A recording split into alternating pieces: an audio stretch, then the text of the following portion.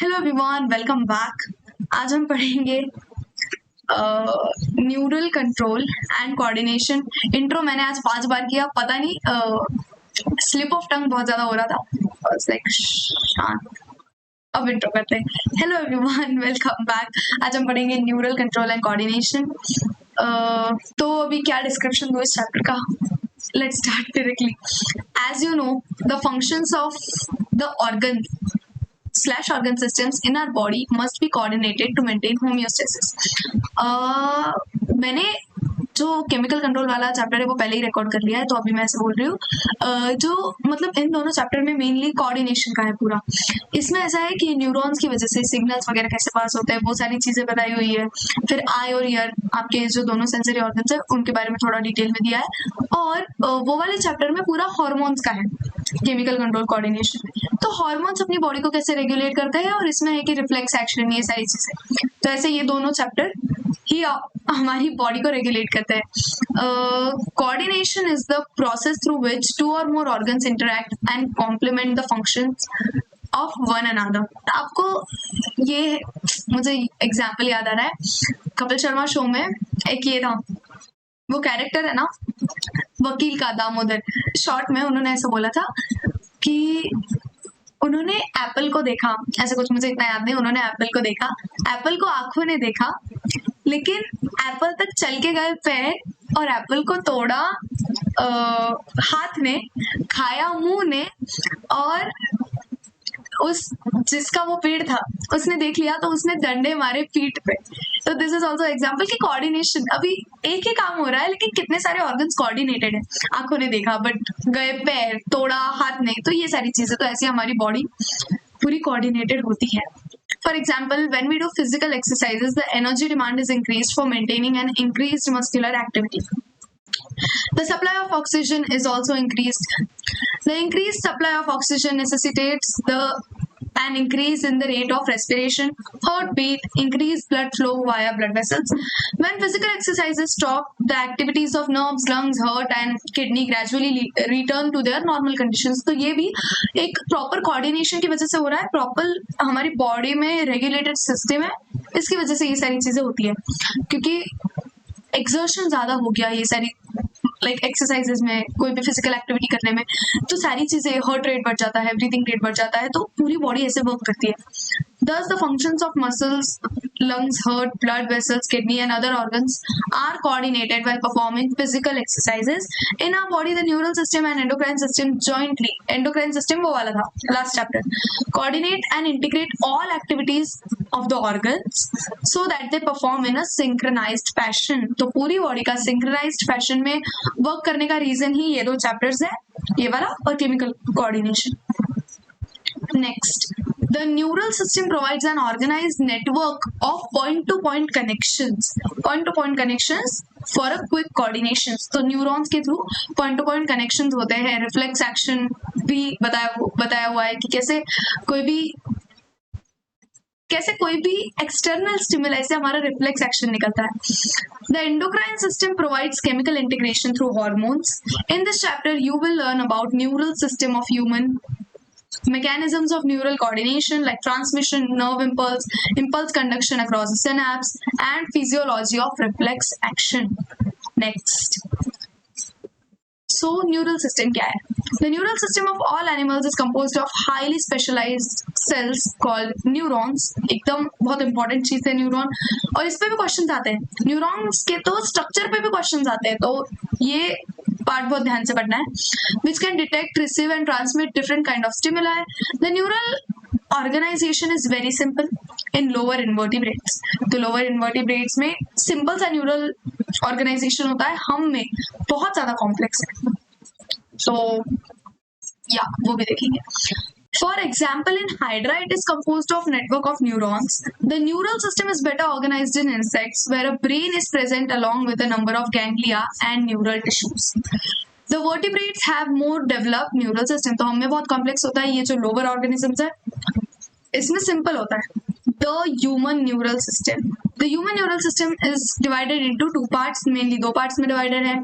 Central neural system, peripheral neural system. The CNS includes, central neural system में आता है हमारा brain and spinal cord. Brain वाला region, spinal cord, ये आता है सेंट्रल न्यूरल सिस्टम में and is the site for information processing and control. The peripheral nervous system comprises of all nerves of body associated with central neural system. तो जो peripheral neural system है वो बाकी के सारे जितने भी कनेक्शंस बने हुए हैं बॉडी में वो PNS में आएंगे। CNS मेन हमारा है brain and spinal cord. The nerve fibres of PNS are of two types, दो टाइप के नर्व फाइबर्स है, एक तो एफरेंट है, दूसरे इफरेंट है। एफरेंट क्या करते हैं, जो ऑर्गन है मतलब हाँ जो भी बॉडी का पार्ट, वहां से तो सिग्नल ब्रेन तक पहुंचाएंगे, और जो इफरेंट है वो ब्रेन से अभी आगे करना क्या है वो सिग्नल भेजेगा। The afferent nerve fibers transmit impulses from tissues, organs to CNS, and efferent fibers transmit regulatory impulses from CNS to concerned peripheral organs or tissues. Next, the PNS is divided into two divisions called somatic neural system and autonomic neural system. अभी बहुत important है कि जो peripheral nervous system है वो भी दो इसमें divided है, एक होता है somatic nervous system, एक होता है autonomic neural system। तो ऑटोनॉमिक न्यूरल सिस्टम में क्या है, बॉडी खुद काम कर रही होती है, तो इट्स लाइक वॉलंटरी नहीं होता। जो ऑटोनॉमिक न्यूरल सिस्टम है ये इनवॉलंटरी होता है, हम नहीं कर रहे होते कुछ, हमारा उसमें दिमाग नहीं लग रहा होता है, बॉडी का खुद का ही दिमाग लग रहा होता है। तो इसलिए लाइक हार्ट बीट, हार्ट तो मायोजेनिक है। फिर क्या, डाइजेशन, हमारा स्टमक जो डाइजेस्ट करता है, तो बाकी की जितनी भी चीजें जो अपने आप हो रही है हमारी बॉडी में जो हम नहीं कर रहे वो आता है ऑटोनॉमिक न्यूरल सिस्टम में। सोमैटिक न्यूरल सिस्टम में हम जो करते हैं वॉलंटरी, हाथ उठाना, ये सारी चीजें, तो this is voluntary. Somatic neural system में जैसे जो चीजें हम करते हैं, लाइक देखो I can move my hand voluntarily, तो ये मेरी मर्जी से, इनवॉलंटरीली मतलब बिना मेरे मर्जी के। The somatic neural system relays impulses from CNS to skeletal muscles, while autonomic neural system transmit impulses from CNS to involuntary organs and smooth muscles of the body. Autonomic neural system smooth muscles को भेजता है, तो वो जितने भी smooth muscles मतलब body के जो ऑर्गन्स के मसल्स हैं उनको स्मूथ मसल्स बोलते हैं, वो सारे इनवॉलंटरी होते हैं, हम उन्हें कंट्रोल नहीं कर रहे होते। The autonomic neural system is further classified into sympathetic and parasympathetic neural system.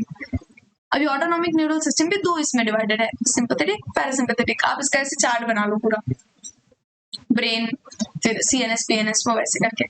तो visceral nervous system, visceral nervous system में क्या क्या आता है, देखो ये पहली बात तो ये PNS का पार्ट है, पेरिफेरल नर्वस सिस्टम का पार्ट होता है ये, that comprises whole complex of nerves. Nerves होती है, फाइबर्स, गैंग्लिया एंड प्लेक्सस, ये सारी चीजें इसमें ही आती है। गैंग्लिया मतलब बहुत सारे नेटवर्क्स, सॉरी बहुत सारे न्यूरॉन्स, गैंग्लिया मतलब बहुत सारे न्यूरॉन्स, और प्लेक्सस मतलब बहुत सारे ऐसे नेटवर्क, यू नो, उसको बोलते हैं प्लेक्सस, एंड गैंग्लिया मतलब neurons. Neurons in the sense neurons का group, if there is a whole bunch of neurons उसको हम गैंग्लिया बोलते हैं। By which impulses travel from central nervous system to viscera and from viscera to the central nervous system. तो ये information ऐसे travel करती है and then that is how they react. Next है neuron as structural and functional unit of neural system. Neuron की photo, yes, पहले देख लेते हैं क्या क्या है। ये है डेंड्राइट्स, ओके, जहाँ से इंफॉर्मेशन आती है और एक्सॉन से आगे पास होगी। ये है एक्सॉन, इसको बोलते हैं एक्सॉन टर्मिनल, ओके, जो एक्सॉन का एंड है उसको बोलेंगे एक्सॉन टर्मिनल। सिनेप्टिक नॉब, एक ऐसे बल्ब जैसा स्ट्रक्चर है ये यहाँ पे, इसको बोलते हैं सिनेप्टिक नॉब। और यहाँ का पूरा ट्रांसमिशन वाला भी आप पढ़ेंगे ये लेसन में कि कैसे रिसेप्टर्स जाते हैं, सॉरी रिसेप्टर्स केमिकल्स को लेते हैं नॉल, जैसे एसिटाइल कोलिन भी एक न्यूरोट्रांसमीटर है, न्यूरोट्रांसमीटर कैसे ट्रैवल करता है वो सारी चीजें। ये है एक्सॉन टर्मिनल, ये है नोड ऑफ रैनवीर, मतलब शॉन सेल्स के बीच में का, क्या बोलेंगे इसको, हाँ शॉन सेल्स के बीच में का गैप। ये है माइलिन शीथ, ये पूरी माइलिन शीथ है।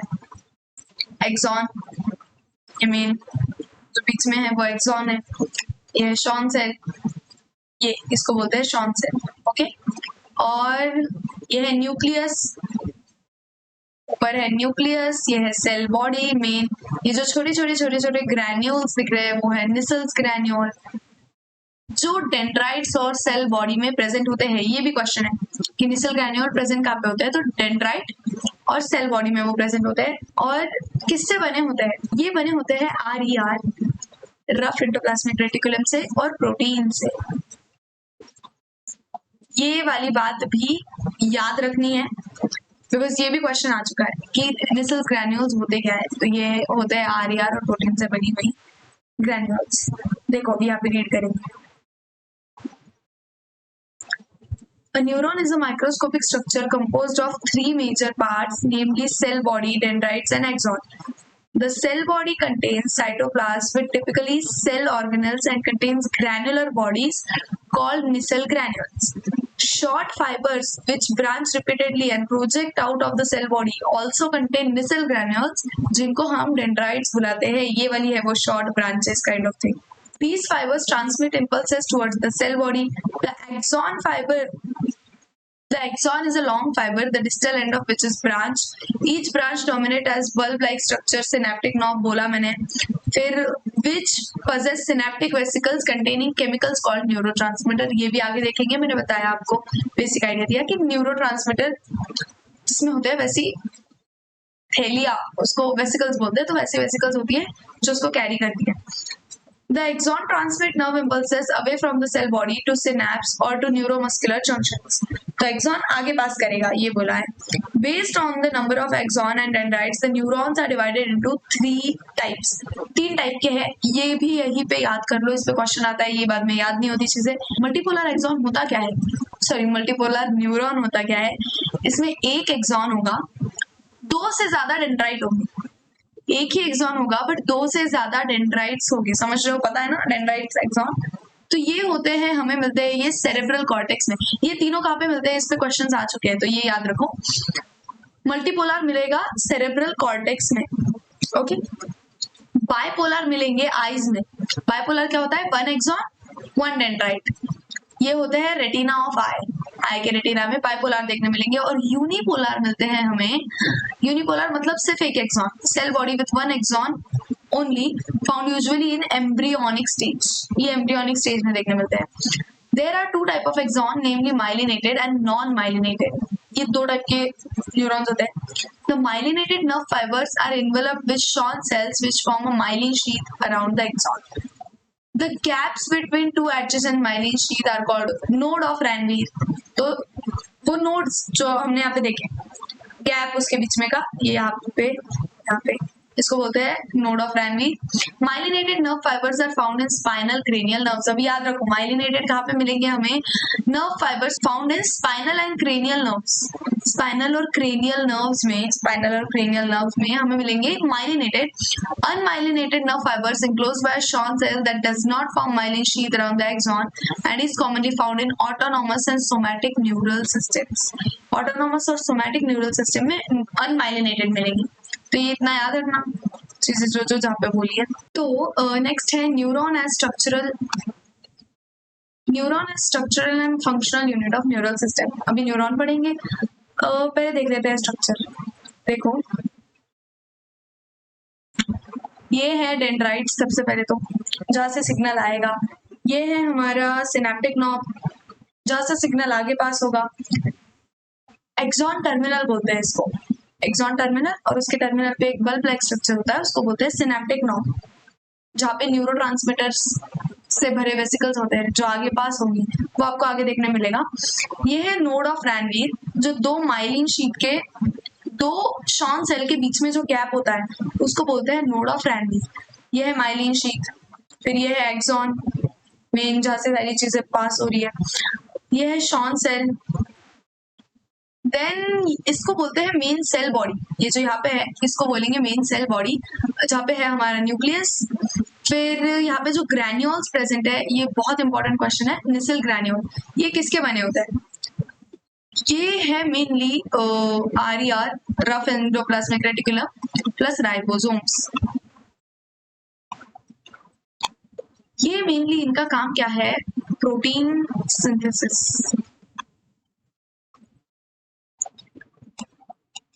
ये मेनली प्रोटीन बनाते हैं, प्रोटीन सिंथेसिस करते हैं, और ये बने होते हैं रफ एंडोप्लाज्मिक रेटिकुलम, जिसपे भी राइबोसोम्स है, क्योंकि उसका भी काम प्रोटीन सिंथेसिस ही है और राइबोसोम्स का भी काम वही है।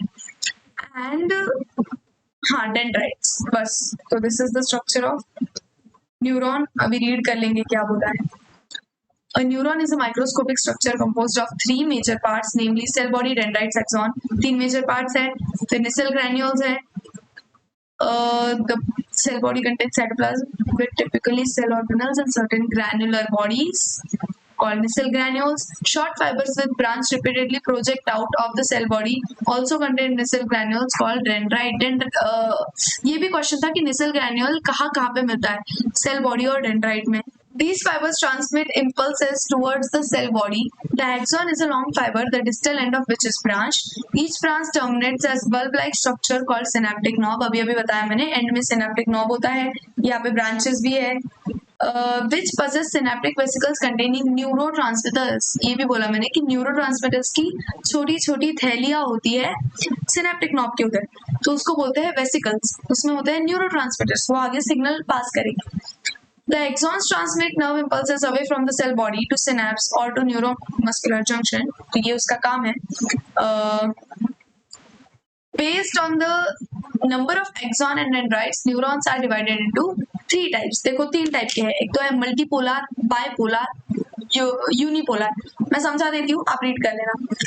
मल्टीपोलर मतलब जिसमें एक एक्सॉन है और मल्टीपल डेंड्राइट्स है, इसको बोलते हैं मल्टीपोलर. फिर बायपोलर वो हो गया जिसमें एक एक्सॉन है और एक डेंड्राइट है. मल्टीपोलर प्रेजेंट होते हैं सेरेब्रल कॉर्टेक्स में, बायपोलर प्रेजेंट होते हैं रेटाइना ऑफ आई में. तो आई की रेटाइना में बायपोलर न्यूरॉन्स देखने मिलेंगे और यूनिपोलर प्रेजेंट होते हैं एम्ब्रियोनिक स्टेजेस में. तो ये तीनों कहाँ पे देखने मिलते हैं, कब देखने मिलते हैं, ये आपको याद चाहिए.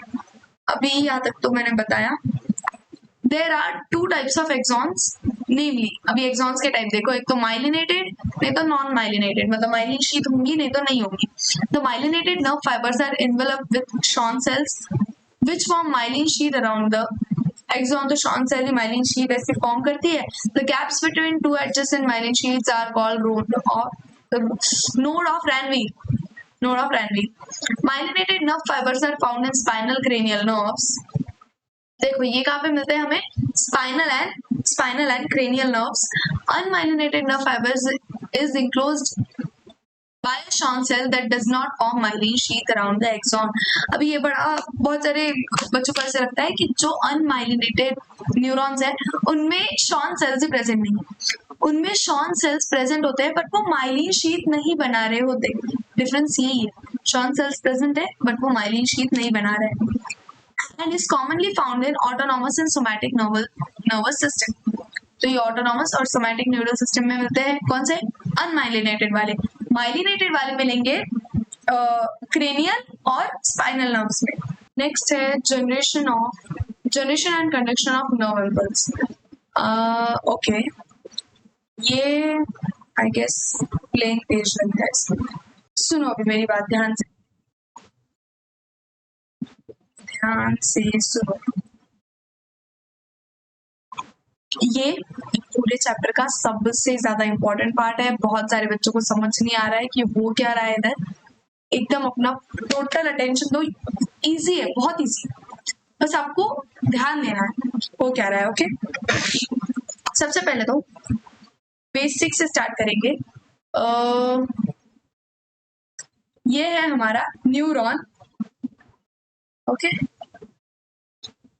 ये बना रही हूँ मैं, axon, terminal and all whatever, और यहाँ पे डेंड्राइट्स. ओके, अभी मेन एक चीज होती है कि मेम्ब्रेन पोलराइज्ड है. ये जो एक्सॉन की मेम्ब्रेन होती है ये होती है पोलराइज्ड. एक्शन पोटेंशियल कैसे जनरेट होगा वो सारी चीजें हम देखेंगे. ध्यान से सुनो, मेम्ब्रेन पोलराइज्ड है. पोलराइज्ड का मीनिंग ये होता है कि poles, two poles, plus minus, अलग अलग चार्जेस. मेम्ब्रेन के आउटर साइड पे होता है प्लस और इनर साइड पे होता है माइनस. इसको बोलते हैं पोलराइज्ड मेम्ब्रेन. ओके,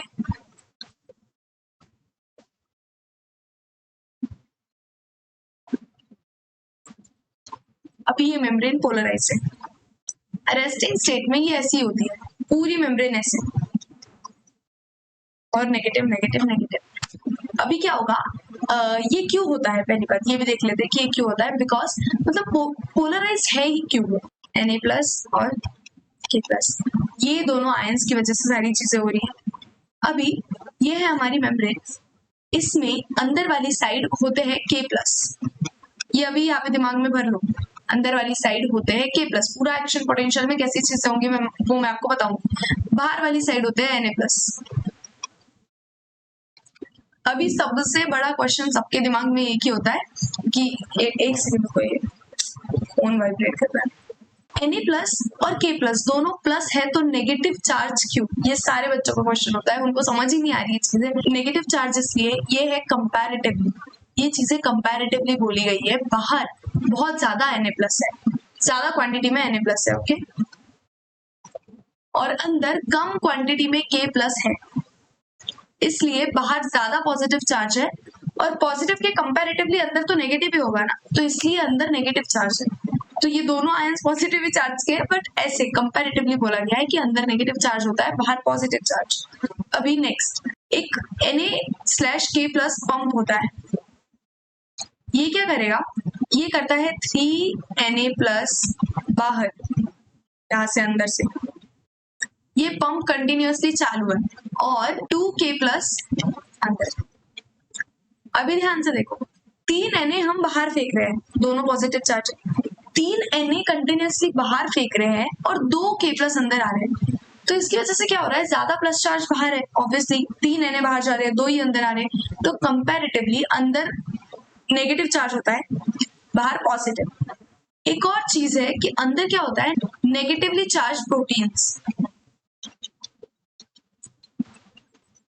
ओके, तो जो नेगेटिवली चार्ज अंदर प्रोटीन्स है, उनको भी उनके लिए भी ये जो मेम्ब्रेन है ना, ये इम्पर्मिएबल होती है, नॉट पर्मिएबल। इस वजह से वो नेगेटिवली चार्ज प्रोटीन अंदर ही रह जाते हैं, यहाँ पे है वो। ये भी एक रीजन है कि अंदर नेगेटिव चार्ज होता है और बाहर पॉजिटिव, इसकी वजह से मेम्ब्रेन पोलराइज्ड है और बाहर पॉजिटिव चार्ज है, बिकॉज अंदर जो नेगेटिवली चार्ज प्रोटीन है उनको हम बाहर भी नहीं जाने दे रहे। हम पंप से भी 3 Na बाहर फेंक रहे हैं, 2 ही K+ अंदर ला रहे हैं, तो सबका ऐसे मिलके एक ही उद्देश्य है जिंदगी का कि अंदर नेगेटिव बाहर पॉजिटिव। आई होप यहाँ तक चीजें समझी। अभी ये रीड करते हैं, आपको समझ जाएगा, अभी जितना भी मैंने समझा है वही बोला गया है यहाँ पे। Neurons are excitable cells because their membranes are in polarized state. मैंने बताया polarized का मीनिंग होता क्या है। Different types of ion channels are present on neural membrane. Ion channels present होते हैं. These ion channels are selectively permeable to different ions. When a neuron is not conducting any impulse, इसको resting state बोलेंगे। जब कोई भी impulse conduct नहीं हो रही है, बाहर positive, अंदर negative, सारा resting state, शांति है। The axonal membrane is comparatively more permeable to potassium ions and nearly impermeable to sodium ions. अभी ये एकदम ध्यान से सुनो, axonal membrane, axon की membrane is comparatively more permeable to potassium ions and impermeable to sodium ions. Sodium ions को वो अंदर नहीं आने दे रही, पोटेशियम आयंस बाहर जा रहे हैं। आप समझ रहे हो बात? हमने तो पहले तो ये देख लिया कि अंदर हमारे K+ है, कहाँ पे गया वो हमारा डायग्राम, अरे यार मैंने रफ भी कर दिया। ये है हमारा मेम्ब्रेन, ओके, यहाँ पे तो सबसे पहले हमारे बहुत सारे K+, बाहर है Na+, इसका भी रीजन मैंने बता दिया है। अभी ये जो मेम्ब्रेन है, ये Na+ को अंदर नहीं आने देंगी, लेकिन ये K+ को थोड़ा सा बाहर जाने देंगी। समझ रहे हो, बाहर इसलिए पॉजिटिव चार्ज डेवलप हो रहा है। मैं 3 बार इसलिए रिपीट कर रही हूँ ना, मुझे कुछ शौक नहीं आया है, जस्ट बिकॉज आपको एकदम क्लैरिटी आए कि वो क्या रहा है एक्चुअली। तो देखो, similarly the membrane is impermeable to negatively charge proteins present in axoplasm. यही बात मैंने बोली है, एक्सोप्लाज्म मतलब एक्सॉन के साइटोप्लाज्म में, एक्सोप्लाज्म में जो भी नेगेटिवली चार्ज प्रोटीन है उनको बाहर नहीं जाने देना है, अंदर नेगेटिव बनाए रखना है, बाहर पॉजिटिव बनाए रखना है, इसलिए प्रोटीन्स के लिए भी इम्पर्मिएबल होती है। ये भी एक रीजन हो गया कि अंदर इतना नेगेटिव है। Consequently the axoplasm inside the axon contains high concentration of K+ and negatively charge proteins and low concentration of Na+। वही बात हो गई, ये सारी जितनी भी हमने बातें की है उसका सार है, निष्कर्ष क्या बोलते हैं उसको, पता नहीं, मैं गलत हिंदी शब्द यूज करूंगी, सुनो। तो ये उसका कंक्लूजन है कि समरी है, कंक्लूजन भी नहीं, ये समरी है। चल क्या रहा है, मैं इंग्लिश की क्लास है बायो की।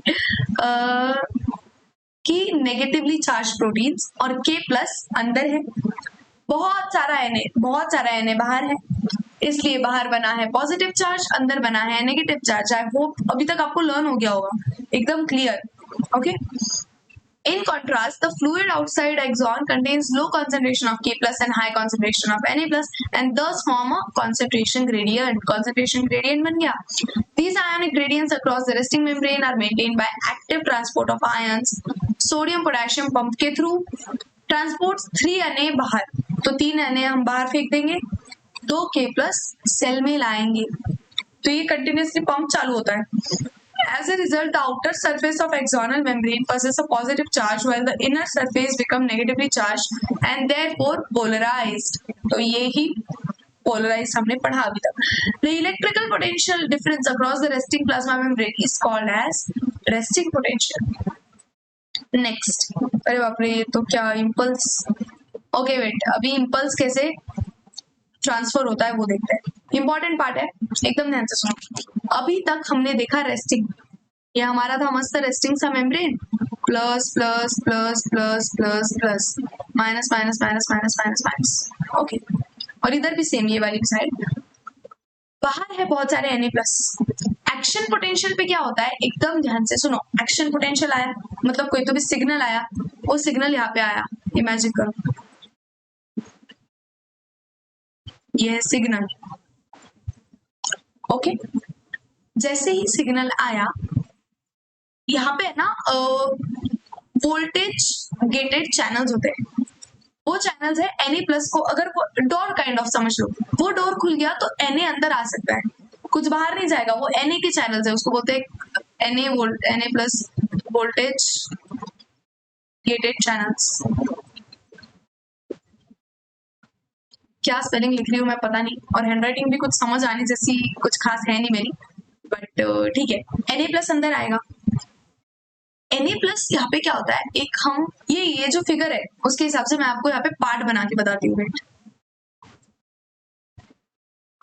ये हो गई हमारी साइड A और इसको हम बोलेंगे साइड B। मैं ये फिगर को सिंप्लीफाई करके एक्सप्लेन कर रही हूँ, ये है साइड A, ये है साइड B। अभी साइड A पे एक्शन पोटेंशियल आया, ये जो एक्शन पोटेंशियल है हमारा सिग्नल साइड A पे आया, तो A पे जैसे ही वो आया, बहुत सारे वोल्टेज गेटेड चैनल्स खुल गए Na प्लस वाले, बहुत सारा Na अंदर आ गया, K प्लस ऑलरेडी अंदर था, Na भी अंदर आ गया, अंदर बहुत सारा पॉजिटिव चार्ज हो गया। तो अगर अंदर इतना सारा पॉजिटिव चार्ज हो जाएगा तो बाहर ऑब्वियसली कंपैरेटिवली नेगेटिव चार्ज है, तो इसका जो ये है क्या बोलते हैं, साइंस चेंज हो गई। बहुत सारा Na प्लस भी अंदर आ गया, यहाँ पे K प्लस भी है बहुत सारा ऑलरेडी, फिर Na प्लस भी आ गया, समझ रहे हो? तो बाहर हो जाएगा नेगेटिव और अंदर हो जाएगा, ये तो बताने के लिए बताया, वेट, अंदर हो जाएगा पॉजिटिव।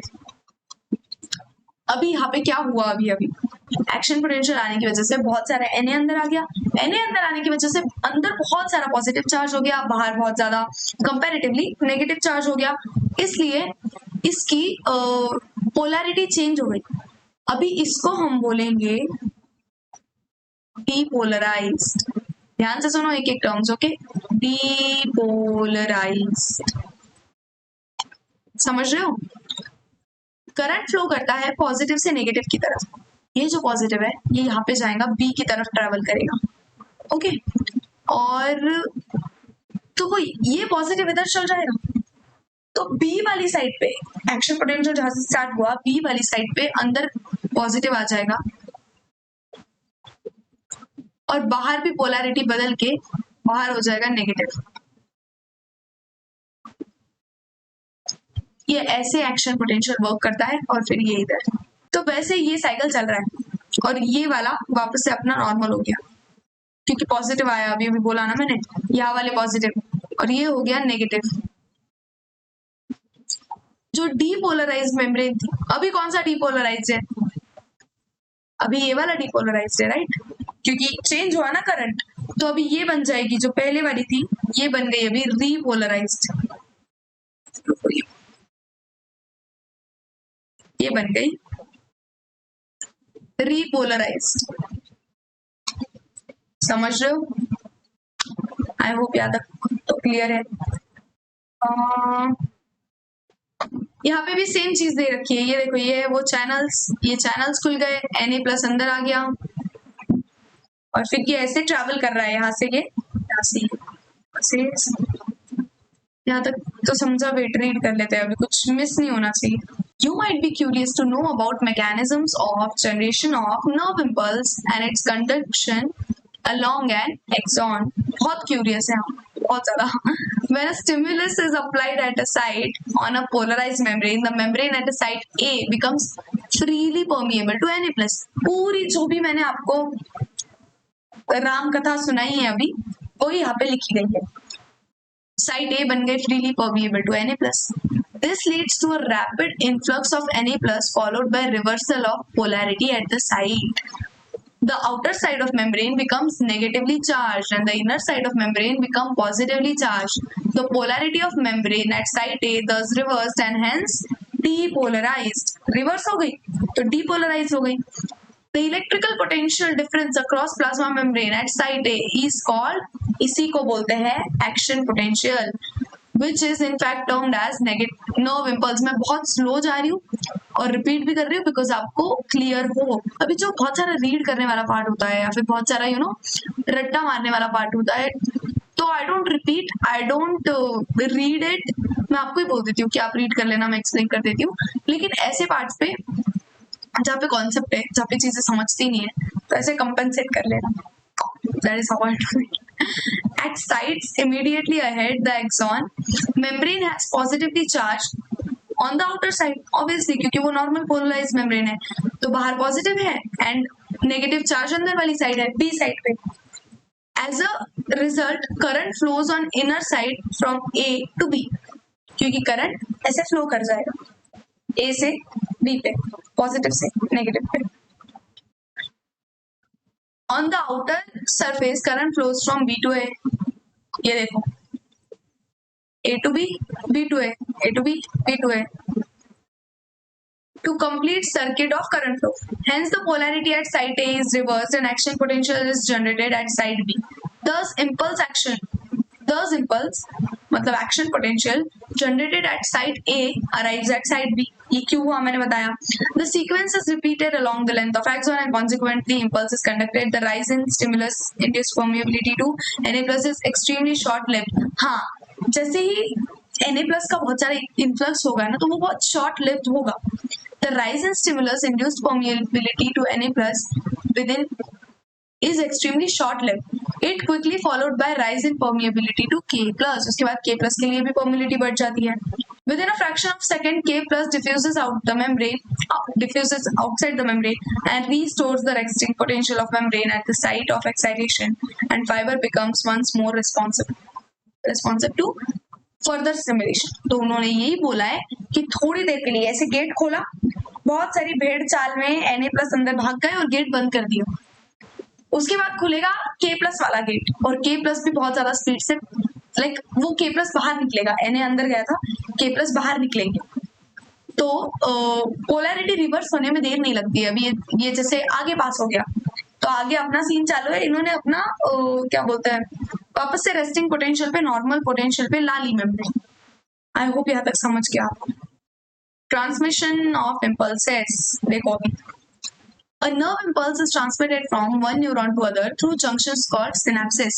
Synapses मतलब दो न्यूरॉन्स के बीच में का जंक्शन, ये एक न्यूरॉन का एक्सॉन, दूसरे न्यूरॉन का डेंड्राइट, ये दोनों ऐसे क्लोज प्रॉक्सिमिटी में होते हैं, उसको बोलते हैं synapse. A synapse is formed by membranes of two presynaptic neuron and postsynaptic neuron, मतलब ये जो सिनेप्स है तो प्रीसिनेप्टिक न्यूरॉन का एक्सॉन होगा, पोस्टसिनेप्टिक न्यूरॉन का डेंड्राइट होगा, वो एक जगह मिलेंगे, which may or may not be separated by a gap called synaptic cleft. ये कंपल्सरीली होता नहीं है, किसी में होगा किसी में नहीं, इसको बोलते हैं synaptic cleft, मतलब एक जगह दोनों के बीच में। There are two type of synapses, mainly electrical synapses and chemical synapses. At electrical synapses, the membranes of presynaptic and postsynaptic neurons are in very close proximity. Electrical synapse में दोनों बहुत बहुत नजदीक होते हैं, डेंड्राइट्स और एक्सॉन, एक का एक्सॉन दूसरे का डेंड्राइट बहुत ज्यादा नजदीक होते हैं. Electrical current can flow directly from one neuron into other across these synapses. Transmission of an impulse across electrical synapses is very similar to impulse conduction along the side of axon. Impulse transmission across electrical synapse is always faster than that as chemical synapse. तो chemical synapse से कभी भी electrical वाला ज्यादा fast होगा. Electrical synapses are rare in our system. हमारी system में देखे नहीं जाते ज्यादा. At a chemical synapse, a membrane of presynaptic and postsynaptic neurons are separated by fluid-filled space called synaptic cleft. Okay, do you know how presynaptic neuron transmit an impulse action potential across the synaptic cleft to the postsynaptic neuron? Obviously, I know. You also know. एक बार देख के आए होंगे one shot है. But yeah, तो अभी तक तो NCERT के हिसाब से हमें नहीं पता है. आगे ये बताएगी खुद. Chemicals called neurotransmitters are involved in transmission of impulses at these synapses. The axon terminal contain vesicles filled with neurotransmitters. I think ये आपको ना खुद रीड करना चाहिए. मैं रीड कर रही हूँ तो क्या समझ रहा है? I will explain you this. Diagram पे मैं सारी चीजें समझाती हूँ. वेट, देखो, एक्शन पोटेंशियल जो है वो थैली में भर के आया है. उस थैली का नाम है वेसिकल. क्या बोलेंगे इसको? वेसिकल मतलब हमारी एक छोटी सी बैग जिसमें हमने भर दिया है बहुत सारा न्यूरोट्रांसमीटर. न्यूरोट्रांसमीटर वो केमिकल सब्सटेंस होता है जो इंपल्स जनरेट करता है, जो लाइक एक्शन पोटेंशियल जनरेट करेगा, काम करेगा, मेन मैसेज है उसके पास कुछ इंपॉर्टेंट. अभी न्यूरोट्रांसमीटर्स, ओके, वो थैली एक्सॉन के टर्मिनल पे आई. Synaptic knob bulb like structure. तो ये यहाँ तक आ गई. अभी ये क्या होगी? ये यहाँ तक नीचे तक आएगी. अभी इसको आगे वाले डेंड्राइट के पास, ऐसे होता है एक्सॉन्स, ये है इसका डेंड्राइट और ये अगले वाले डेंड्राइट से जुड़ा है यहाँ से.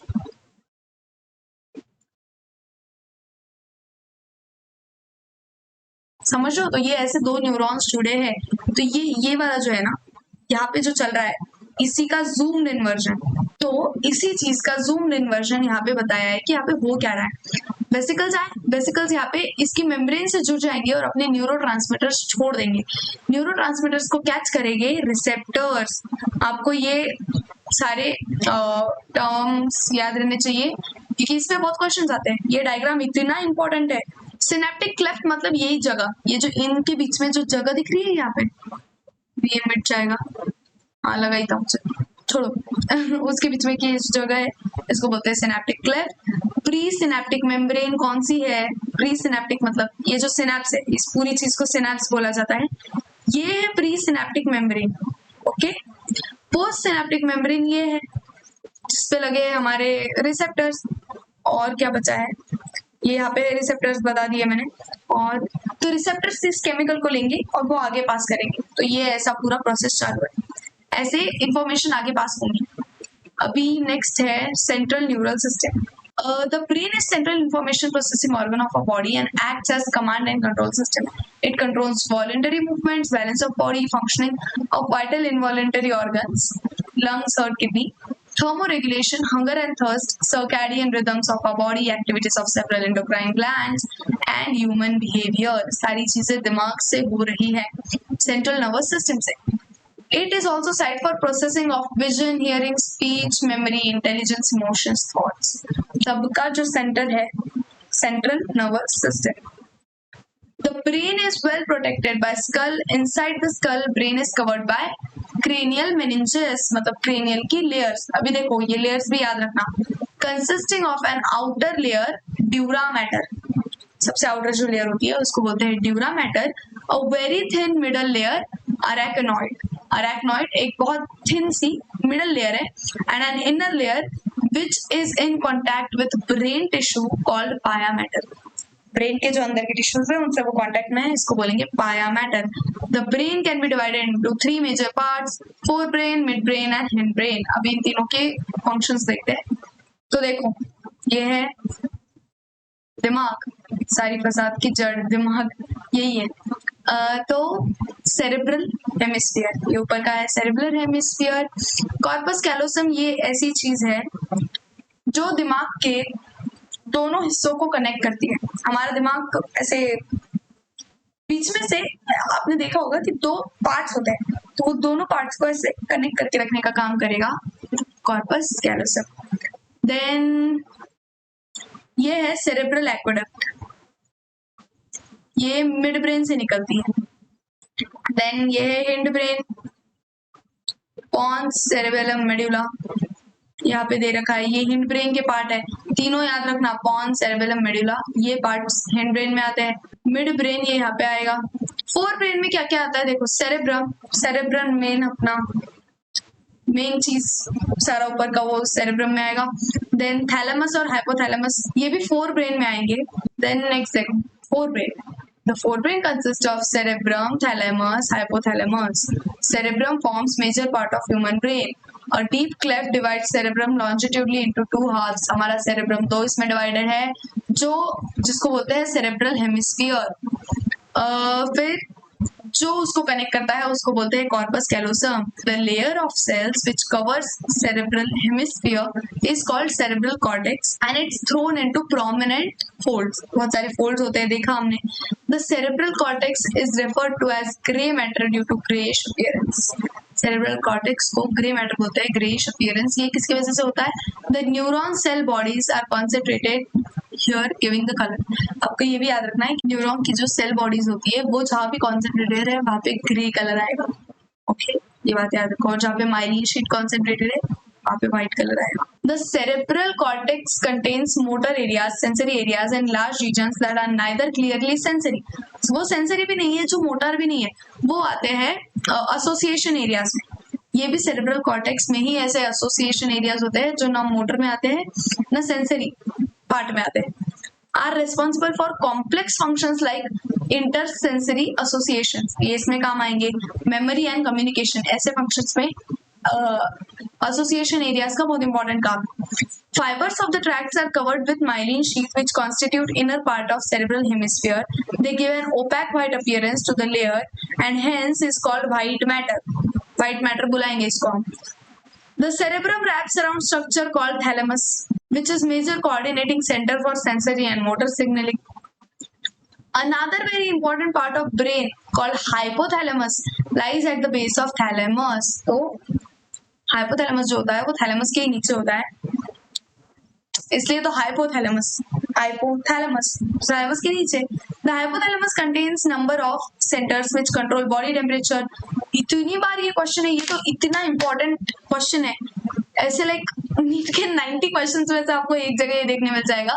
एक्सैजरेट कर रही हूँ बट ये इंपॉर्टेंट है कि बॉडी टेम्परेचर अगर हाइपोथैलेमस डैमेज हो गया, ऐसे ऐसे पूछ लेते हैं, वो एक्सीडेंट हुआ एक इंसान का, उसका हाइपोथैलेमस डैमेज हो गया तो क्या होगा? तो बाकी सारी चीजें कहीं भाड़ में, एक ही चीज होंगी, वो है टेम्परेचर। टेम्परेचर रेगुलेट करने वाली मशीन बिगड़ जाएंगे, वो इंसान बचो या ना बचो। एनसीईआरटी को और एनटीए को सिर्फ टेम्परेचर की पड़ी है, तो ये क्वेश्चन याद रखना कि टेम्परेचर को कौन हैंडल करता है? Hypothalamus. Okay. Urge for eating, drinking. It also contains several group of neurosecretory cells which secrete hormones called hypothalamic hormones. ये हमने केमिकल में देखा, chemical coordination में. The inner part of cerebral hemispheres and group of associated deep structures like amygdala, hippocampus forms a complex structure called limbic lobe. एक ये complex सा structure बनाते हैं limbic lobe और limbic system. Along with the hypothalamus, it is involved in regulation of sexual behavior, expression of emotional reactions, excitement, pleasure, rage, fear, motivation, ये सारी चीजें। तो और ये भी क्वेश्चन है कि हाइपोथैलेमस के साथ कौन मिलके ये सारी चीजों का हैंडल करता है, तो वो है लिम्बिक लोब। नेक्स्ट है mid brain and hind brain. The midbrain is located between thalamus, hypothalamus of forebrain and pons of hindbrain. A canal called cerebral aqueduct passes through midbrain. Cerebral aqueduct नाम की canal जो हमने पहले देखी वो mid brain से पास होती है।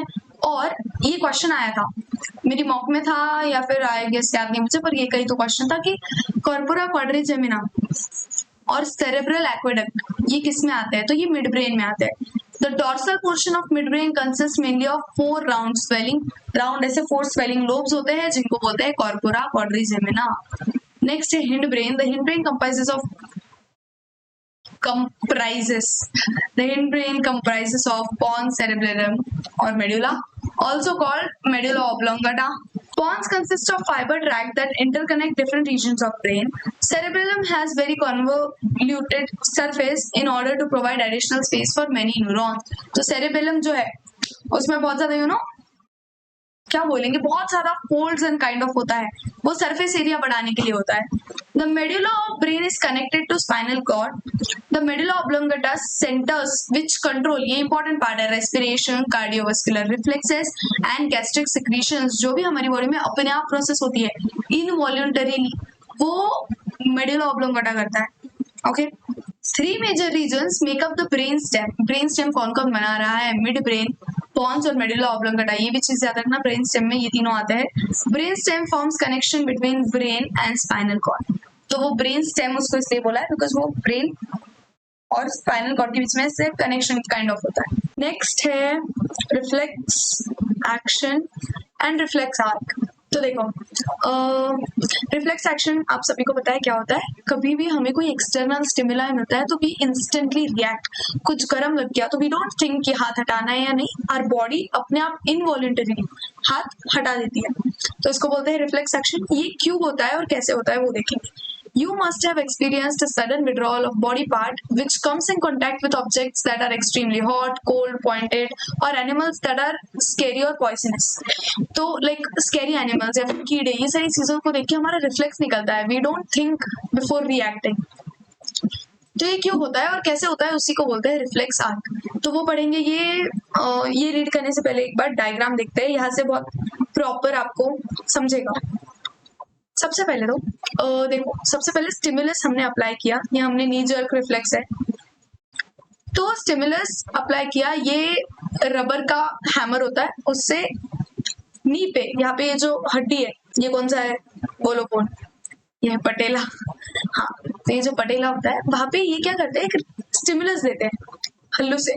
तो उससे क्या होता है, अभी ये जो सिग्नल, जैसे ही एक स्टिमुलस मिला, ये सिग्नल यहाँ से सीधा गया, यहाँ पे ये होंगे क्या बोलते हैं, सेंसरी रिसेप्टर्स।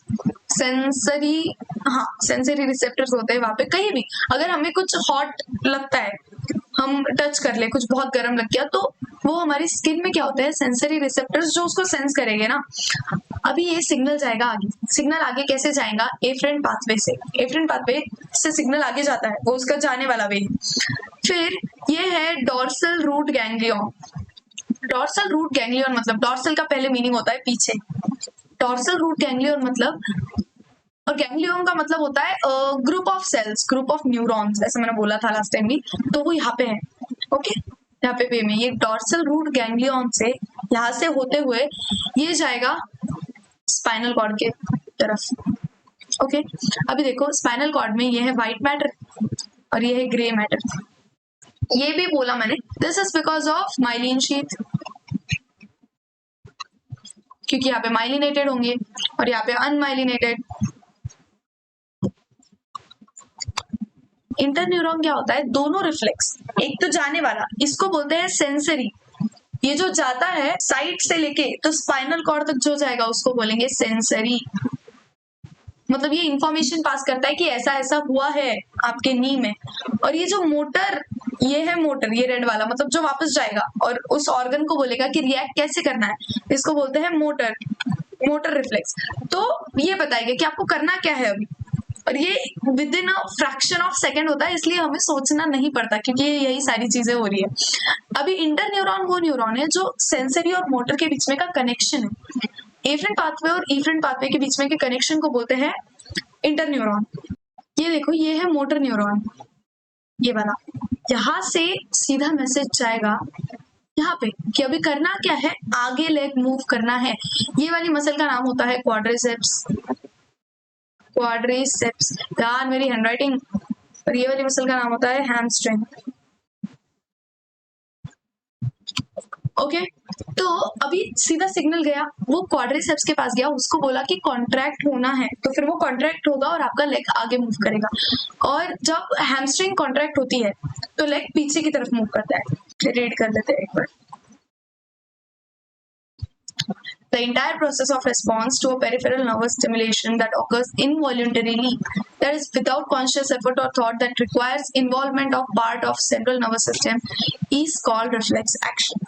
ये involuntary होता है, ये याद रखना। The reflex pathway comprises at least one afferent neuron receptor and one afferent neuron exciter appropriately arranged in a series. बरोबर वो arranged होते हैं। The afferent neuron receives signal from sensory organ and transmits impulse via dorsal nerve root into the CNS at the level of spinal cord। तो ये पूरा दिमाग तक नहीं पहुंच रहा है, ये स्पाइनल कॉर्ड के लेवल तक ही सारी चीजें हो रही है। The efferent neuron then carries signals from CNS to effector. The stimulus and response thus forms a reflex arc as shown below in knee jerk। हमने देखा अभी reflex arc कैसे बनता है। मतलब reflex action पूरी action को बोलते हैं, reflex arc उस process को बोलते हैं, जैसा हमने देखा अभी इस पूरे pathway को। सेंसरी रिसेप्शन एंड प्रोसेसिंग, तो हमारे सेंसरी ऑर्गन्स कैसे वर्क करते हैं वो सारा दे रखा है। आई और ईयर वो तो बहुत डिटेल में दे रखा है, वहां से भी क्वेश्चंस आते हैं, वो वाला पार्ट आपको एकदम ध्यान से करना है। Have you ever thought how do you feel climatic changes in the environment? Our skin can feel it. How do you see an object and its colour? Eyes.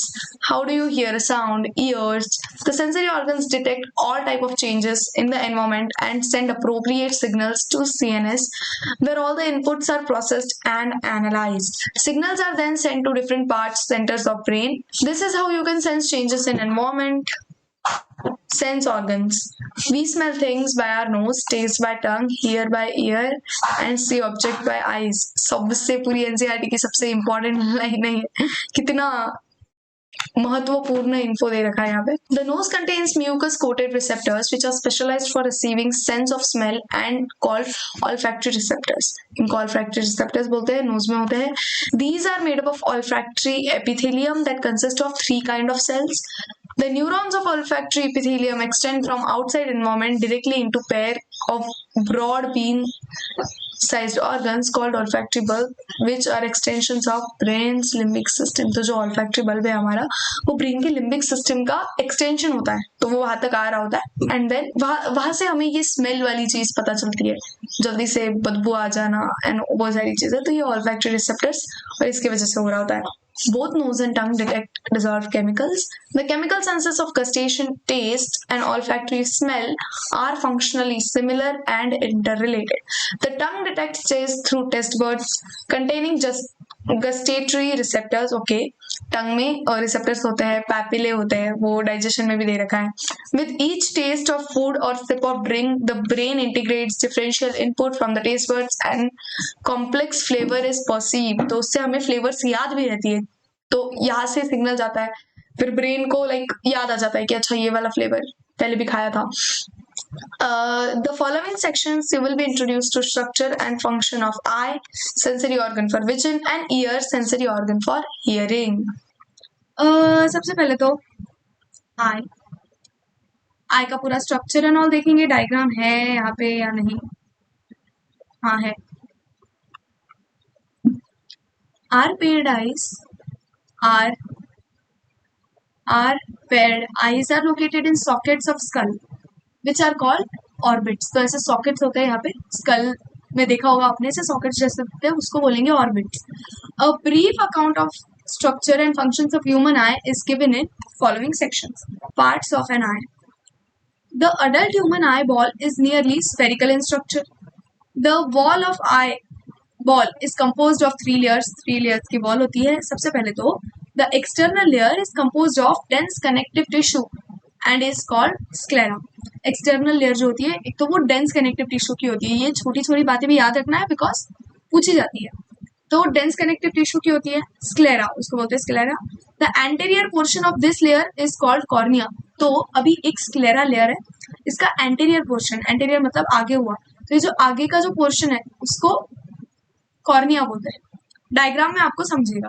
The middle layer choroid contains many blood vessels and looks bluish in colour.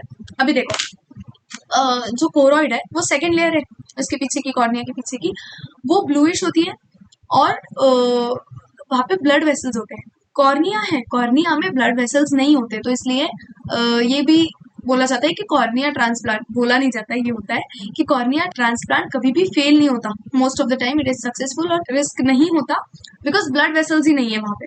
The choroid layer is thin over posterior 2/3 of eyeball, पीछे के 2/3 part में वो thin है choroid layer, but it becomes thick in anterior part two form ciliary body. तो आगे से उसको ciliary body form करना है, एंटेरियर पार्ट में वो थिक होती है। The ciliary body itself continues forward to form a pigmented and opaque structure called iris. Ciliary body से आगे iris बनता है, जो होता है pigmented and opaque structure, मतलब ये जिससे कलर डिसाइड होता है हमारी आई का, उसको बोलते हैं iris, which is visible colored portion of eye, यहाँ पे भी मेंशन कर दिया है। The eyeball contains a transparent crystalline lens which is held in place by ligaments attached to ciliary body. तो सीलियरी बॉडी के जो लिगामेंट्स होते हैं उसकी वजह से एक लेंस होता है पीछे, वो लेंस ऐसे प्लेस पे होल्ड करके रखती है सीलियरी बॉडी के लिगामेंट्स। ये भी क्वेश्चन है और यहाँ पे सबसे ज्यादा इंपॉर्टेंट क्वेश्चन है, लेंस को होल्ड कौन करके रखता है, ये बहुत ज्यादा पूछा गया क्वेश्चन है। एक तो लेंस को होल्ड करके कौन रखता है, और फिर डायमीटर ऑफ प्यूपिल कौन रेगुलेट करता है, तो ये दोनों क्वेश्चन के आंसर आपको लर्न होने चाहिए। Diameter of प्यूपिल is regulated by muscle fibres of iris, iris के मसल फाइबर्स है वो डायमीटर ऑफ प्यूपिल, प्यूपिल मतलब द होल, ये जो बीच में होल होता है उसको प्यूपिल बोलते हैं, उसका डायमीटर वो छोटा बड़ा होते रहता है, उसका डायमीटर कौन रेगुलेट करेगा, muscle fibres of iris. In front of lens, अभी ये वाला sentence, in front of lens the aperture surrounded by iris is called प्यूपिल। अभी हमारी आई में जो कलर्ड पोर्शन है उसके बीच में एक होल जैसे दिखता है ना, तो वो होल को ही प्यूपिल बोलते हैं, उसका डायमीटर छोटा बड़ा होता है, वो कौन रेगुलेट करेगा, मसल फाइबर्स ऑफ आइरिस। ये दो सबसे ज्यादा इंपॉर्टेंट क्वेश्चन है कि लेंस को किसने होल्ड करके रखा है जगह पे, वो था ligaments attached to ciliary body, और डायमीटर ऑफ प्यूपिल वो है muscle fibres of iris. The inner layer is retina and it contains 3 layers of neural cells from inside to outside. हमारी लेयर है इनर लेयर, वो होती है retina. Retina पे 3 layer of sales होती है। सबसे पहले तो सबसे जो बाहर के साइड सेल्स होते हैं, मीन्स लाइट आएगी तो सबसे पहले जो सेल्स पे पड़ेंगी उसको बोलते हैं फोटो रिसेप्टर सेल्स। उसके बाद सेकेंड लेयर होती है बाइपोलर सेल्स की, and then ganglion cells. There are 2 types of photoreceptor cells, mainly rods and cones. Rods and cones होते हैं. These cells contains light sensitive protein called photopigments. इनमें photopigments होते हैं जिसकी वजह से हम कलर एंड बाकी सारी चीजें जैसी है वैसी परसीव कर पाते हैं. The daylight, phototopic vision and color vision are functions of cones. C for cones, C for color. तो जो कलर विजन हम डे टाइम पे ज्यादा एक्टिव कोन्स होंगे, नाइट टाइम पे उसको बोलते हैं स्कोटोपिक विजन, जो नाइट टाइम पे होता है वो रॉड्स की, मतलब रॉड्स उस टाइम पे ज्यादा एक्टिव होते हैं. Vision is the function of rods. The rods contain purplish red protein called rhodopsin. तो रॉड्स में एक तो पर्पलिश रेड प्रोटीन होता है जो है रोडोप्सिन, और visual purple which contains a derivative of vitamin A. Like इसमें होता है रेटाइनल और ऑप्सिन. ये आपको आगे पता चलेगा कि कैसे लाइट गिरने की वजह से रेटाइनल ऑप्सिन, उनका पूरा मैकेनिज्म कि हम कैसे चीजों को परसीव करते हैं हमारी आंखों के through. In the human eye, there are 3 types of cones which possess their own characteristic photopigments that respond to red, green and blue lights. तो ये main 3 type के cones होते हैं, red, green, blue. The sensations of different colors are produced by various combinations of these cones and their photopigments. इनके ही combinations के वजह से हम अलग अलग colors देख सकते हैं. When these cones are stimulated equally, a sensation of white light is produced. सारे cones अगर equally stimulate हो गए तो white light बनेगा. The optic nerves leave eye and retinal blood vessels enter it at a point medial to slightly above posterior pole of eyeball. अभी ये सारी चीजें डायरेक्टली पढ़ने से बहुत बोरिंग लग रही है. वेट यहाँ पे देखते हैं. सबसे पहले तो डायग्राम समझ लेंगे. ये मैंने बोला cornea, outer layer, okay. Anterior portion में, एंटेरियर मतलब आगे वाले पार्ट में स्क्लेरा लेयर जो है, ये है स्क्लेरा लेयर. स्क्लेरा लेयर ने आगे वाले पार्ट में कॉर्निया बना रखा है, तो ये भी हमने देखा, वहां पे लिखा था. देन उसके बाद है ये है कोरोइड लेयर, यहाँ पे क्या होते हैं ब्लड वेसल्स. फिर उसके बाद है रेटाइना, ये हमारा रेटाइना. देन अभी लास्ट सेंटेंस जो हमने रीड किया उसमें बोला था कि यहाँ से ऑप्टिक नर्व्स के थ्रू लाइक सिग्नल अंदर पास होगा, ब्रेन तक जाएगा. देखो 2 चेम्बर्स होते हैं, विट्रियस चेम्बर और एक्वेस चेम्बर. इसके बीच में लेंस और कॉर्निया के बीच में जो होता है उसको बोलते हैं एक्वस चैम्बर। ये है विट्रस चैम्बर, उसके पीछे लेंस के पीछे और रेटाइना के बीच में जो होता है वो है विट्रस चैम्बर। और यहाँ पे एक कैनाल ऑफ स्केल्म होते हैं, ये भी याद रखना, दे तो नहीं रखा बट याद रख लेना, ये पूछा गया है कभी तो, शायद ये स्पेलिंग उसकी पता नहीं। और ये है देखो सीलियरी बॉडीज, ये है आइरिस, ये हमारी आंखों का कलर है इधर, this is iris. Phobia, phobia नाम का एक यहाँ पे स्पॉट होता है, यहाँ पे बहुत सारे कोन्स डेंसली पैक्ड है, बहुत सारे ऐसे कोन्स बहुत सारे पैक्ड होते हैं, इसकी वजह से यहाँ पे होता है हाईएस्ट रिजोल्यूशन।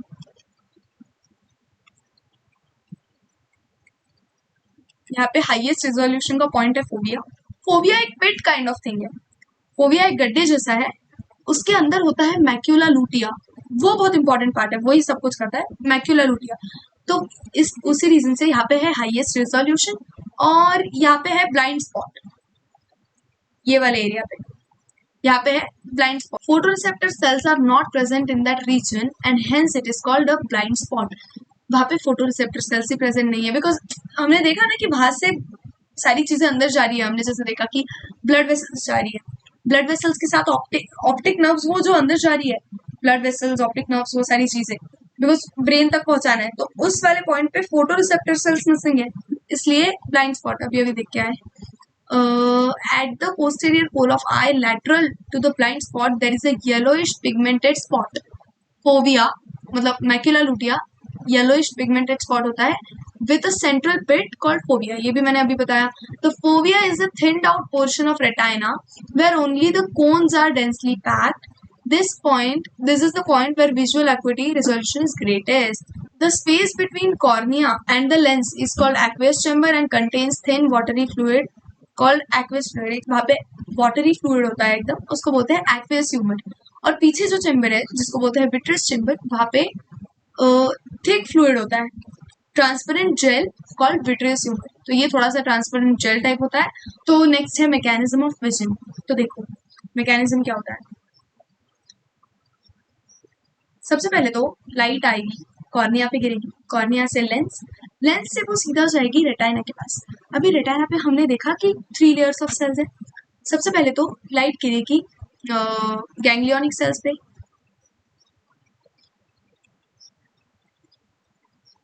गैंग्लियोनिक सेल्स पे लाइट गिरेगी, उसके बाद लाइट जाएगी बाइपोलर सेल्स पे,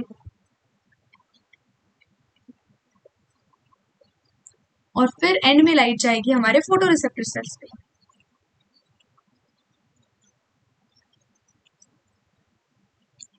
ओके, फोटो रिसेप्टर सेल्स पे गई।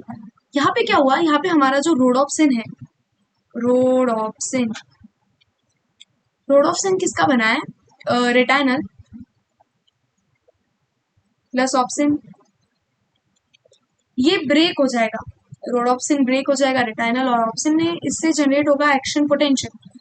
अभी जो एक्शन पोटेंशियल जनरेट हुआ वो बैक डायरेक्शन में जाएगा, जैसे अभी वो जाएगा सीधा बाइपोलर सेल्स के पास, बाइपोलर सेल्स से वो जाएगा गैंग्लियोनिक सेल्स के पास, ये हमारे आउटर मोस्ट यहाँ पे गैंग्लियोनिक सेल्स है, वहां पे जाएगा, उससे सीधा जो रिस्पॉन्स है वो जाएगा optic nerves.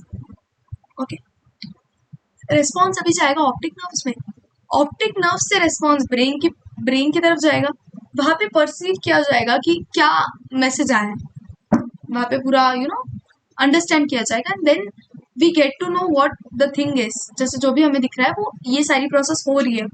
The light rays in visible wavelength focused on retina through cornea and lens generate potentials impulses in rods and cones.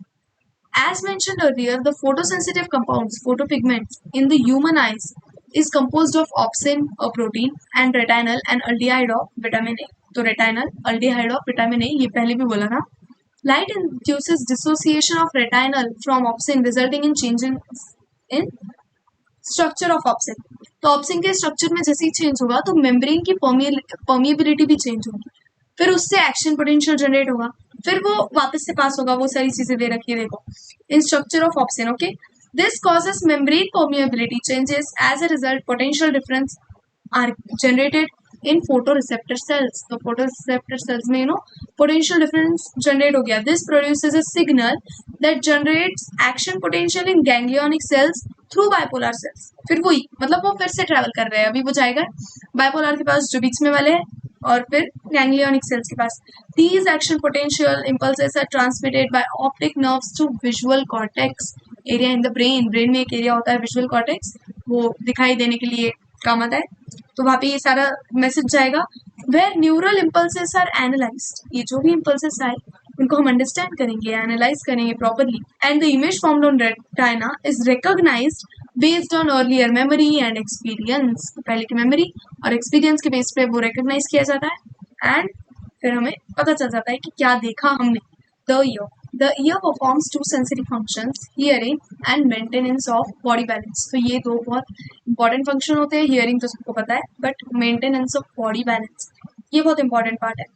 अभी ये इसका डायग्राम एंड ऑल बहुत कॉम्प्लेक्स लगता है बच्चों को, मुझे भी लगता था, but I will break it down, आपको समझेगा। Anatomically the ear can be divided into 3 major sections, outer ear, middle ear और inner ear। outer ear consists of pinna and external auditory meatus। देखो, आई थिंक डायग्राम पहले देख लेते हैं, reading वाला part आपको समझ जाएगा। ये यहाँ पे है टेम्पोरल बोन सबसे पहले तो। फिर जो एक्सटर्नल ईयर है उसमें आता है पिन्ना, मीन्स जो हमारा एक्सटर्नल ईयर जो विजिबल होता है, और एक्सटर्नल ऑडिटरी मीटर्स या फिर एक्सटर्नल ऑडिटरी कैनल। तो ये जो कैनल होता है जहाँ पे हमारे एयरबैग्स एंड ऑल सब कुछ होता है, तो ये है एक्सटर्नल ऑडिटरी मीटर्स जहाँ से सारा साउंड कलेक्ट होके अंदर पास होगा। फिर यहाँ पे है टिम्पैनिक मेम्ब्रेन। टिम्पैनिक मेम्ब्रेन मतलब ईयर ड्रम, और ईयर ड्रम मतलब कान का पर्दा। So here it is. ये भी बहुत बहुत ज्यादा इंपॉर्टेंट पार्ट होता है। यहाँ से आगे का लाइक पूरा मैकेनिज्म शुरू होएगा। यहाँ से मिडल ईयर शुरू होता है, यहाँ तक है हमारा आउटर ईयर। अभी मिडल ईयर में है 3 बोन्स। मैलिस वो जुड़ी होती है इससे, टिम्पैनिक मेम्ब्रेन से मैलिस जुड़ी है, मैलिस से जुड़ी है इनकस, और इनकस से जुड़ी है छोटी सी ऐसी bone steps. Malice, incus and steps in the Oval window. आगे ओवल विंडो वगैरह वो क्या होता है मैं बताती हूँ आपको, लेकिन वही टिम्पैनिक मेम्ब्रेन से कौन जुड़ा है, सबसे फर्स्ट वाला बोन मैलिस, और लास्ट वाला स्टेप्स किससे जुड़ा है, उस वाली साइड पोस्टीरियर साइड, वो जुड़ा है ओवल विंडो से। देन यहाँ से है कॉक्लियर नर्व जो आगे लेके जाएगी और मतलब सिग्नल्स आगे लेके जाएगी, और ये है इनर ईयर, ये है यूस्टेशियन ट्यूब, ये है कॉक्लिया, कॉइल्ड पार्ट, इसका भी हम फंक्शन एंड ऑल सारी चीजें देखेंगे। The pinna collects vibrations in the air which produce sound, वो कलेक्ट करेगा। The external auditory meatus leads inwards and extends up to tympanic membrane. Ear drum तक वो एक्सटेंड हो रहा है, देखा हमने। Then there are very fine hairs and wax secreting glands in the skin of pinna and the meatus। तो wax secreting glands hairs होते हैं, तो वो सारी चीजें यहाँ पे प्रेजेंट होती है, एक तो एक्सटर्नल ऑर्डिनरी मीटस में और पिन्ना में। The tympanic membrane is composed of connective tissues covered with skin outside and with mucous membrane inside। तो जो tympanic membrane होता है वो आउटर साइड पे स्किन से कवर होता है, जो हमारा कान का पर्दा बोलते हैं, इट्स कवर्ड विथ स्किन, और इनर साइड पे वो म्यूकस लेयर से कवर्ड होता है, क्योंकि वो बहुत इंपॉर्टेंट पार्ट है।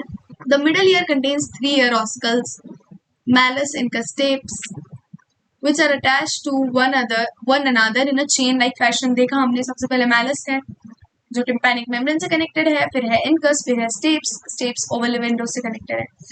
The malleus is attached to tympanic membrane and stapes is attached to oval window of cochlea. Cochlea के ओवल विंडो पे भी ये आगे आपको क्लियर होएगा। The ear ossicles increase efficiency of transmission of sound waves to the inner ear। जो ear ossicles होते हैं ये efficiency improve करते हैं, तो साउंड प्रॉपरली पास होता है, वाइब्रेशंस एंड ऑल उसकी वजह से। The eustachian tube connects middle ear cavity with pharynx। ये इतना ज्यादा पूछा गया क्वेश्चन है अभी, I will make star mark over here because पूरे ईयर में ये बहुत ज्यादा पूछा गया क्वेश्चन है। और आइस का भी मैंने बताया था, दो कौन से इंपॉर्टेंट क्वेश्चन है जो पास्ट ईयर में पूछे गए हैं। And Eustachian tube connects the middle ear cavity with pharynx। Middle ear cavity को फेरिंग्स से कनेक्ट कौन करेगा? Eustachian tube. यूस्टेशियन ट्यूब क्या कर रहा है? मिडिल ईयर कैविटी को फेरिंग्स से कनेक्ट कर रहा है। ऐसे आपको कैसे भी उल्टा सीधा करके वो क्वेश्चन पूछ लेगा। The Eustachian tube helps in equalising pressures on either side of ear drum. तो यूस्टेशियन ट्यूब का काम ही होता है कि ईयर ड्रम के दोनों साइड प्रेशर प्रॉपरली मेंटेन रखना। The fluid filled inner ear called labyrinth also consist of two part. अभी देखो इनर ईयर में क्या आ रहा है? हमारा कॉक्लिया, जिसको हमने अभी तक देखा नहीं है। अभी पूरा I will show you. Cochlea जो है वो उसमें लेब्रिंथ्स होते हैं। अभी ये पूरा देखेंगे आप। फ्लूइड फिल्ड इनर लेयर जो कॉक्लिया है वो पूरा वो लेब्रिंथ से बना है। अभी लेब्रिंथ कौन से? दो टाइप के हैं हमारे। एक है बोनी लेब्रिंथ और दूसरा है membranous labyrinth. Bony labyrinth bone से सराउंडेड है, मेम्ब्रेनस लेब्रिंथ मेम्ब्रेन से सराउंडेड है। इसमें क्या होता है? The bony labyrinth is a series of channels. Inside these channels lies membranous labyrinth. Pipe-like structures बोल सकते हो आप उसको। Coiled हमने देखा ना, तो बोनी लेब्रिंथ के अंदर ही membranous labyrinth होता है। जो बोनी लेब्रिंथ है उसमें एक फ्लूइड प्रेजेंट है, उसको बोलते हैं पेरिलिम्फ। अभी यहाँ पे एक मेम्ब्रेनस लेब्रिंथ उसके ही अंदर प्रेजेंट है बोनी लेब्रिंथ के। ये जो मेम्ब्रेनस लेब्रिंथ है इसके अंदर जो फ्लूइड प्रेजेंट होता है उसको बोलते हैं endolymph, which is surrounded by a fluid called perilymph. अभी देखो इसमें भी लेब्रिंथ्स वगैरह में कॉक्लिया में अंदर 3 पार्ट्स होते हैं। मैं यहाँ पे समझा रही हूँ आपको। सबसे पहले तो ये है हमारा ओवल विंडो।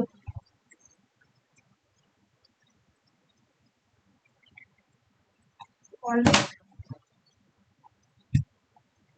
ये है हमारा राउंड विंडो। ओके, इसलिए वैसे शेप्स बनाए। ये है राउंड विंडो। ये वाला ऊपर वाला पार्ट होता है स्केला वेस्टिबुलाe।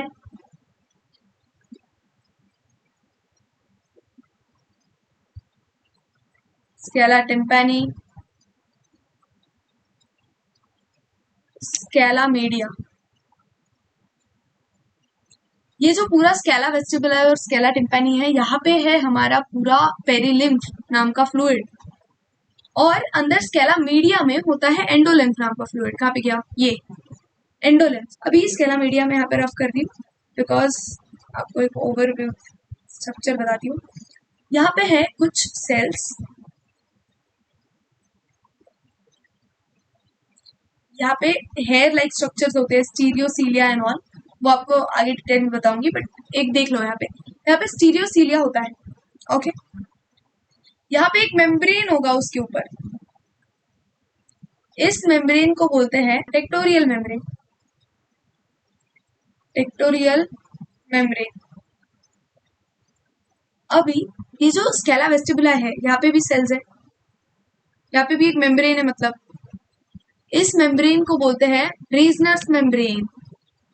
रीजनर्स मेम्ब्रेन। और स्केला टिम्पैनी वाली मेम्ब्रेन को बोलेंगे यहाँ पे, इसको बोलेंगे बैसिलर्स मेम्ब्रेन। ये लाइक पूरा स्ट्रक्चर काइंड ऑफ है, ओवरव्यू। आपको ऐसे रीड करने से समझ नहीं आएगा, आपको ऐसे विजुअलाइज करना है। और फिर यहाँ पे मैकेनिज्म भी आपको पता चलेगा कि ये हेयर्स इतने इंपॉर्टेंट क्यों है। हेयर लाइक स्ट्रक्चर स्टीरियोसिलिया, वहाँ पे ये टेक्टोरियल मेम्ब्रेन। और इस पूरे को बोलते हैं organ of Corti. Organ of, देखो ये डायग्राम है, सिर्फ अलग वे से बता रखा है। यहाँ पे देखो रेजनस मेम्ब्रेन बोला, फिर नीचे है बैसिलर्स मेम्ब्रेन, ये है स्केला टिम्पैनी, ये है स्केला मीडिया, ये है स्केला वेस्टिबुलाe। फिर मतलब स्केला मीडिया में है हमारा ऑर्गन ऑफ कॉर्टाई। ये है पूरा ऑर्गन ऑफ कॉर्टाई। यहाँ पे तो इतना क्लियरली कुछ समझ आ नहीं रहा है, बट ठीक है। उसके ऊपर है, ये है हमारी मेन टेक्टोरियल मेम्ब्रेन, जो बहुत ज्यादा इंपॉर्टेंट है यहाँ पे। The membranes labyrinth is filled with fluid called endolymph. और मेम्ब्रेनस लेब्रिंथ के बाहर क्या है? पेरिलिम्फ, क्योंकि वो खुद ही बोनी के अंदर है ना। ये देखो, आपको एक सर्कल निकाल के बताती हूँ। ये है सर्कल और उसके अंदर ये है एक और सर्कल। यहाँ पे है एक फ्लूइड और यहाँ पे भी एक फ्लूइड। ओके, नाउ ये जो है ये है बोनी लेब्रिंथ, ये है membranous labyrinth. Membranes labyrinth surrounded है पेरिलिम्फ से। ये जो पर्पल वाला फ्लूइड है ये है पेरिलिम्फ, और ये जो अंदर वाला फ्लूइड है ये है एंडोलिम्फ। वो भी इससे कुछ तो समझाओ। तो देखो, the coiled portion of labyrinth is called cochlea. The membranes constituent cochlea, racemose and basilar, divide the surrounding perilymph filled with bony labyrinth into upper scala vestibuli, lower scala tympani. तो वही हमने देखा, upper scala vestibuli, lower scala tympani. The space within cochlea called scala media is filled with endolymph, ये यहाँ पे होगा endolymph, बोला था मैंने, ये है Scala media. At the base of cochlea, the scala vestibuli ends at oval window, while the scala tympani terminates at round window. Scala vestibuli ये रहा oval window, scala tympani ये रहा round window, which opens into the ear. तो ये था पूरा almost structure. अभी देखो, the organ of Corti is structure located on basilar membrane. वो देखा हमने, organ of Corti यहाँ पे basilar membrane पे situated है, which contains hair cells that act as auditory receptors. तो वो hair cells बहुत ज़्यादा important होते हैं, वो auditory receptors के जैसे act करते हैं. The hair cells are present in rows on internal side of organ of Corti. The basal end of hair cell is in close contact with afferent nerve fibers. उसका जो basal है वो efferent nerve fibres जो लेके जाएगी signal, उससे बहुत ज़्यादा क्लोज कनेक्शन होता है उसका. A large number of processes called stereocilia, बोला मैंने, are projected from apical part of each hair cell. तो हेयर सेल के ऊपर होता है stereocilia. About rows of hair cells is a thin elastic membrane called tectorial membrane. तो एक elastic membrane होती है टेक्टोरियल मेम्ब्रेन, वो भी देखी. तो अभी वो वर्क कैसे करेगा वो देख रहे हैं. The inner ear also contains a complex system called vestibular apparatus located above the cochlea. अभी देखो, हमने जो देखा कि एंडोलिम्फ, पेरिलिम्फ, वो सारी चीजें वो कॉक्लिया के जो सर्कुलर पोर्शन है, कॉक्लिया मतलब वो सर्कुलर पोर्शन है. विल ड्रॉ इट, ये ऐसा.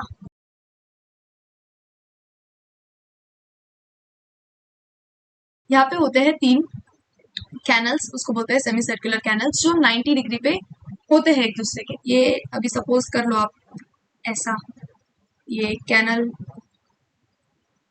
ये ऐसा दूसरा कैनल, और ऐसा तीसरा कैनल. तो यहाँ पे ऐसे 3 कैनल्स होते हैं जिसको बोलते हैं semi circular canals. Semi circular canals. और ये वाला जो एरिया होता है ओटोलिथ बोलते हैं. जैसे यहाँ पे सैक्यूल और यूट्रिकल्स होंगे, सैक्यूल एंड यूट्रिकल. तो ये हो गया हमारा वेस्टिब्यूलर अपैरेटस. ये जो यहाँ से ऊपर वाला एरिया है ये है वेस्टिब्यूलर. फिर ये जो नीचे वाला है ये है कॉक्लिया. यहीं पे वो सारा था, बोनी लेब्रिंथ, मेम्ब्रेनस लेब्रिंथ, ये कॉइल्ड है वो सब कुछ. इंडोलिम्फ, पेरिलिम्फ, वो सारी चीजें. ये ऊपर वाला जो पार्ट है सेमिसर्कुलर कैनल्स और सैक्यूलर यूट्रिकल, मतलब ये ओटोलिथ के पार्ट है. यहाँ पे इसको बोलेंगे वेस्टिब्यूलर अपैरेटस. नेक्स्ट देखो, the vestibular apparatus is composed of 3 semicircular canals and otolith. Macula is sensory part of saccule and utricle. तो saccule और utricle का जो sensory part होता है उसको बोलते हैं macula. Each semicircular canal lies in different plane at right angles to each other. The membranous canals are suspended in perilymph of bony canals. तो ये भी हमने देखा कि membranous canals पेरिलिम्फ में है बोनी कैनल के. तो एक बोनी कैनल है जिसमें बहुत सारा पेरिलिम्फ भरा है, उसमें भी एक पाइप है जिसके अंदर बहुत सारा एंडोलिम्फ भरा है. The base of canals is swollen and is called ampulla, which contains projecting ridge called crista ampullaris, which has hair cells. तो देखो, जो भी हमारे सेमीसर्कुलर कैनल्स है, सेमीसर्कुलर कैनल का जो बेस होता है वो सूजा हुआ होता है, स्वॉलन. वहां पे एक क्रिस्टा एम्पुलरिस ऐसे प्रेजेंट होता है, वहां पे होते हैं हेयर सेल्स. हेयर सेल्स वहां से मतलब वहां से सिग्नल बॉडी के पास जाएगा, और ये बैलेंस में बहुत ज्यादा इंपॉर्टेंट होता है. तो ये बैलेंस के सिग्नल्स ऐसे भेजता है बॉडी को पता चलता है, और अगर बैलेंस बिगड़ा तो यही सारी चीजें होती है. The saccule and utricle contain projecting ridge called macula, मतलब वही एक सेंसरी पार्ट उसका. The crista and macula are specific receptors of vestibular apparatus. ये वाला क्रिस्टा एम्पुलरिस जो वो स्वॉलन बेसिस में है, और फिर मैक्यूला हमारे सैक्यूल और यूटिकल जो बताया मैंने, तो वहाँ पे है सैक्यूल और यूटिकल में. And vestibular apparatus responsible for maintenance of balance of body and posture. इन सारी चीजों में ये काम आएगा. Mechanism of hearing. How does ear convert sound waves into neural impulses which are sensed and processed by brain, enabling us to recognize a sound? The external ear receives sound waves and directs them to eardrum. अभी जो भी sound waves आया वो सीधा eardrum के पास गया.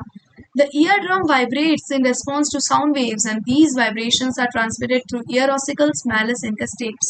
देखो diagram का है हमारा.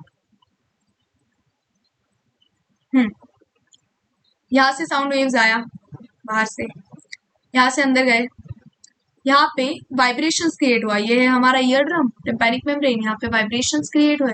हाँ, यहाँ से सारी बोन्स ने भी अपना काम किया। फिर आगे ओवल विंडो से कनेक्टेड है हमारा steps.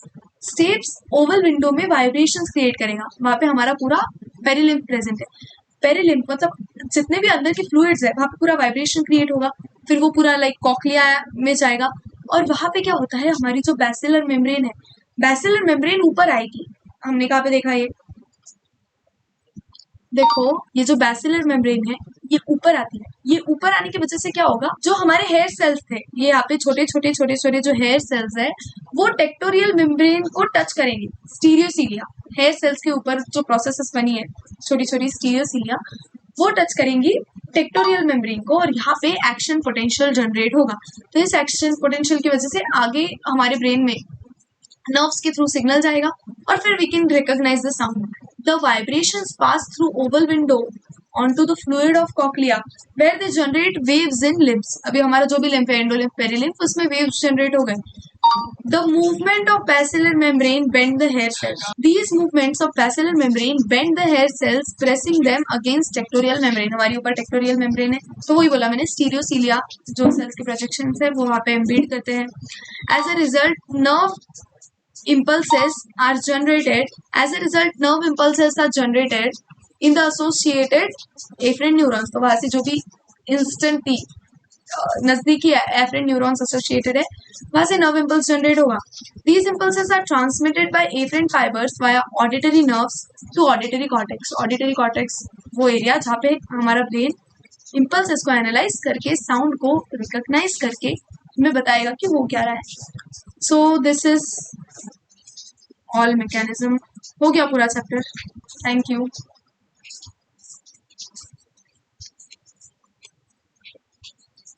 Thank you. Bye bye.